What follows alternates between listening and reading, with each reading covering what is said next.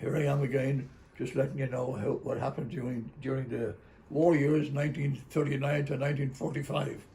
But my dad joined the Air Force. He was a volunteer in the Air Force. That's what they called it. I don't know why he was a volunteer for it, but I guess he wasn't, because he wasn't permanent. Maybe, I don't know. But anyway, he enjoyed going over to England, and he was he was all over England and Scotland during the war, getting bombed here, bombed there, everywhere else, and he was when he was in the Air Force, he learned how to be a mechanic on the planes, and he used to go up on the planes with the pilots and tell them what was wrong. Don't ask me how he knew, but he was learning how to, as a mechanic, the sound of the engines, etc.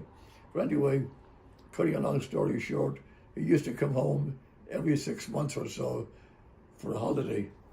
It was only for a week. By the time he got home, it was time to go back to the war again. He was never allowed to wear his uniform in the south of Ireland because he could have been shot. Because in Ireland it was the IRA, and we lived in the south of Ireland. Why we lived there, I have no idea. I think myself, my mother was asked to leave several times to go to England, where it was safer, but it wasn't safer. Over there, people were throwing bombs all over the place. At least we were safe in the south of Ireland.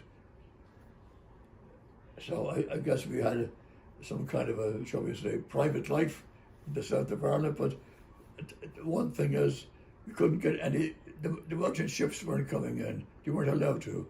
So we some people, like my younger brother Brian, he never knew what bananas were till after the war. Because bananas were only coming into the country way back in the old days before the war. But once the war was on, we got no ships with oranges and bananas and so forth.